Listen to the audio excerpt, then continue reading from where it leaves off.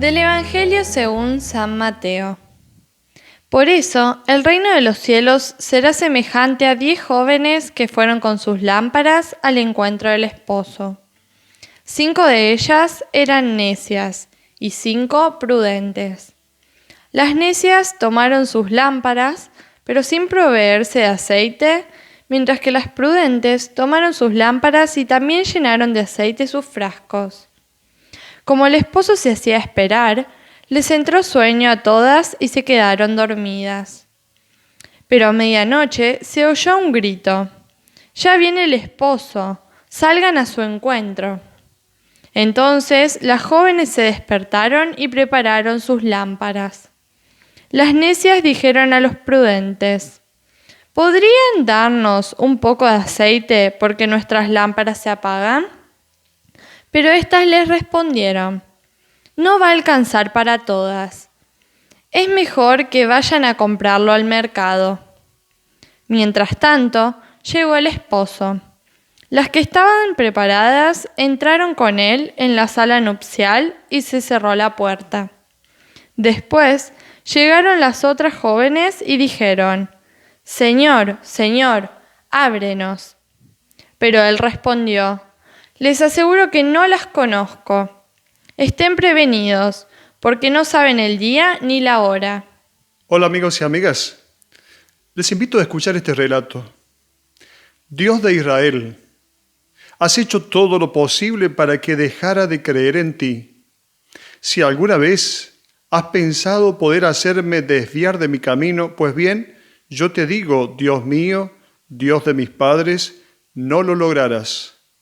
Me puedes golpear, me puedes quitar lo más precioso de este mundo, atormentarme hasta la muerte, pero yo continuaré a creer en ti. Te amaré siempre. Muero como he vivido, creyendo firmemente en ti. Este escrito fue encontrado cerca de la entrada de una cámara de gas en el campo de concentración de Auschwitz después de la guerra. Este creyente judío estaba convencido que Dios era quien había conducido la historia. Estaba convencido de que Dios estaba presente aún en medio de la desgracia que a él le tocaba vivir y que nunca la bendición de Dios se iba a apartar de él.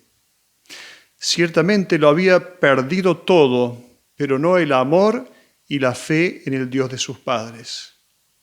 Algo similar dice San Pablo en la carta a los Romanos, en el capítulo 8, ¿quién nos podrá separar del amor de Cristo?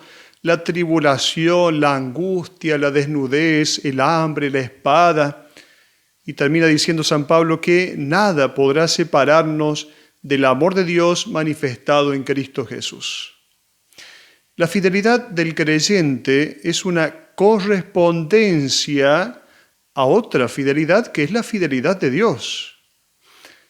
En tiempos de pandemia, ¿cómo ser fieles a Dios? La felicidad es la hija más bella de la fidelidad. Esta respuesta a el amor de Dios es la felicidad. Y entonces, ¿dónde se encuentra la felicidad? La felicidad está en el perímetro. ¿Qué es el perímetro? El perímetro es la suma de los lados de una figura geométrica, es su contorno. Por lo tanto, la felicidad está en el perímetro. En tiempos de pandemia, el tiempo de la pandemia es tiempo en el cual encontramos muchos límites. Es un tiempo de experiencia fuerte del límite.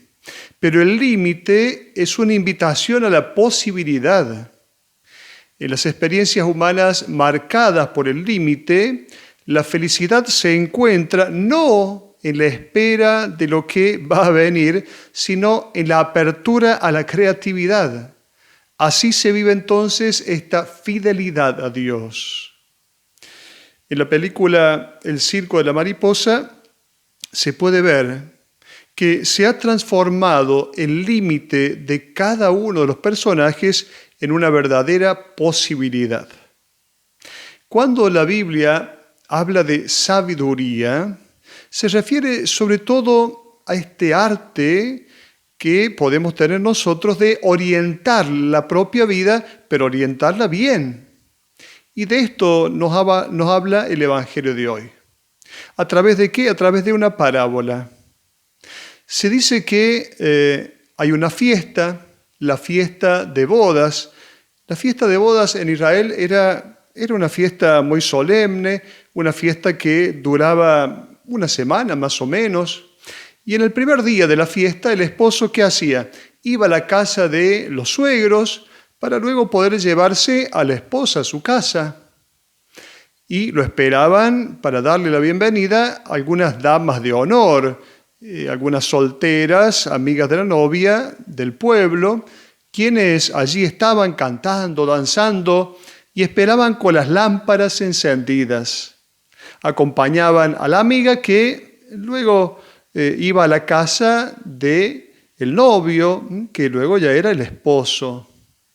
Jesús se inspira en esta ceremonia a la cual seguramente él habría ido alguna vez para luego componer esta hermosa parábola que a nosotros nos deja un mensaje.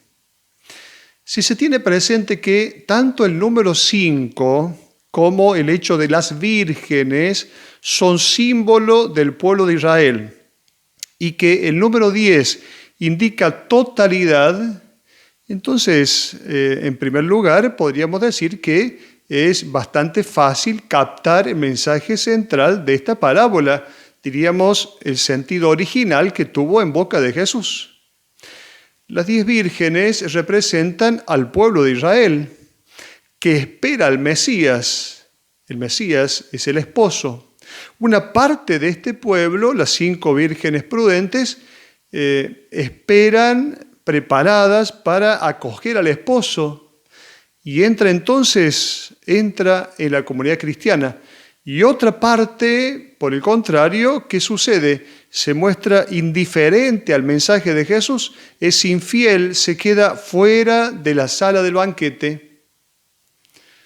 Pero Mateo escribe su evangelio para una comunidad, con la realidad que esta comunidad está viviendo. Por eso la parábola, diríamos, original, tiene algunos retoques, algunas modificaciones dadas por el escritor del Evangelio. Veamos entonces cuáles son los problemas que tiene la comunidad cristiana destinataria del Evangelio de Mateo, del primer siglo. ¿Cuáles son los problemas que vive esta comunidad? En las primeras décadas de la vida de la Iglesia, se creía que el Señor regresaría pronto sobre las nubes del cielo, para luego llevarse consigo a sus discípulos y llevarlos a la gloria. Pero pasaban los años y esto no sucedía. Esta espera que era ansiosa, finalmente terminaba en una desilusión.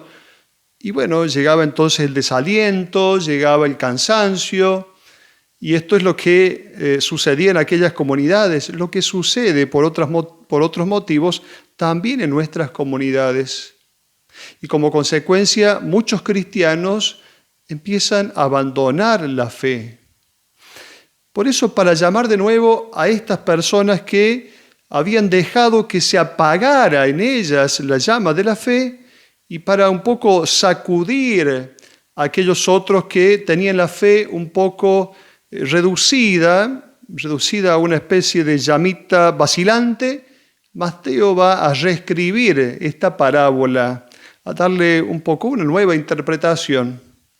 Y entonces ya las 10 vírgenes no simbolizan a Israel, sino a la iglesia, que espera el regreso de su Señor, del esposo.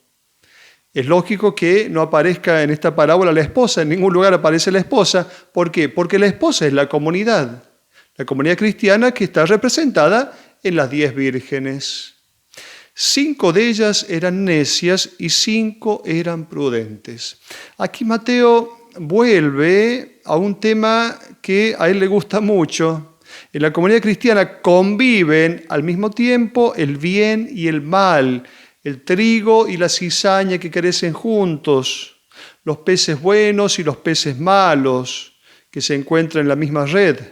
Y aquí está también esta expresión, las necias y las prudentes que son puestas una al lado de la otra. Estas vírgenes necias, ¿a quiénes representan? Representan a los cristianos que están en cierta situación de riesgo, aquellos discípulos que se han adormecido, que se comportan como estas muchachas, como estas vírgenes frívolas, llenas de vanidad, que han perdido la cabeza por cuestiones superficiales, que se olvidan de lo esencial, que van orientando su vida a lo que es simplemente pasajero, caduco, momentáneo, y que no dan importancia a los valores esenciales de la vida. La palabra necio, necedad, proceden del latín necius, que significa ignorante o sin conocimiento. En el latín, su antónimo era ciencia, que significa saber, conocimiento, ciencia. Y entonces aparece ne, que significa negación, necio, sin ciencia, negación de ciencia, sin saber, sin conocimiento. Esto significa necedad. Luego las vírgenes prudentes son los cristianos que no se dejan seducir por la vanidad y que permanecen entonces centrados en aquello que realmente es importante en la vida.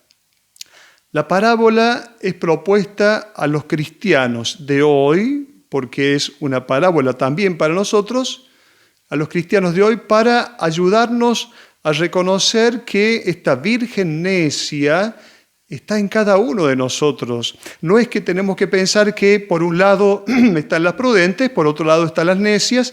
En cada uno de nosotros está esta virgen prudente y esta virgen necia.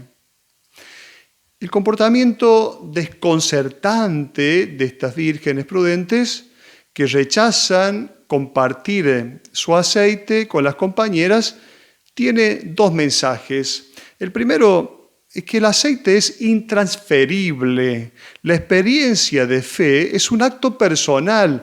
La fe es cierto que se vive en comunidad, pero es un acto absolutamente personal que tiene dimensiones personales insustituibles. Nadie puede hacer el acto de fe por mí, en lugar mío. Segunda enseñanza, la vida espiritual no consiste solamente en pensar en morir en gracia de Dios. Tenemos que pensar en vivir bien, no solo morir bien. Se trata de vivir bien. No se trata entonces de solucionar un poco las cosas al final, poniéndolas al día para el último momento. Y la última parte de la parábola contiene una escena de juicio. Llega el esposo, algunas son admitidas a la fiesta, otras son rechazadas. En el Evangelio de Mateo, las parábolas muchas veces terminan de esta manera, dramática, con un cierto castigo. Pero estos elementos no están ahí para simplemente meter terror, sino para poner en guardia, para alertar sobre comportamientos erróneos que muchas veces llevan al fracaso. La puerta se cierra. ¿Qué significa este cierre de la puerta? El cierre de la puerta del banquete indica que se acaban ya las oportunidades. Y luego recibirá la aprobación de Dios quien haya sido perseverante. Esto es una palabra clave en esta parábola, perseverancia.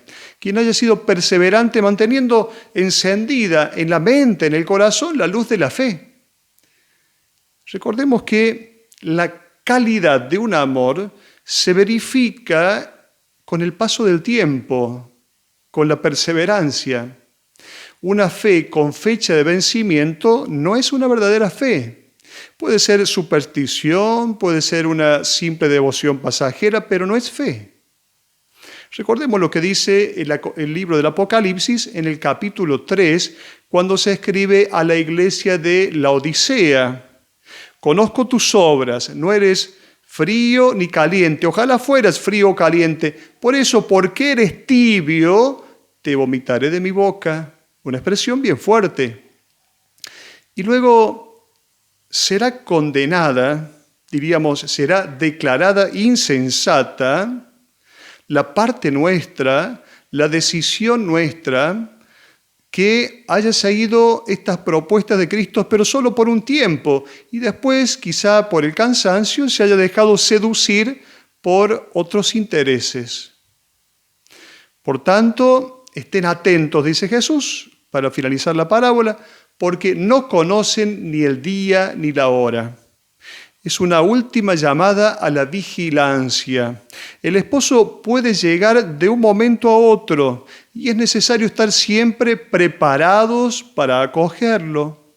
Pero Jesús no viene solamente al término de nuestra vida, viene en cada instante y quiere encontrar a sus discípulos comprometidos en el servicio. Por eso te invito a que pidamos al Espíritu que nos dé el primero de sus 7 dones, el don de la sabiduría. La luz de la sabiduría se mantendrá encendida si nosotros todos los días llenamos nuestras lámparas con el aceite de la palabra de Dios. Hasta la próxima.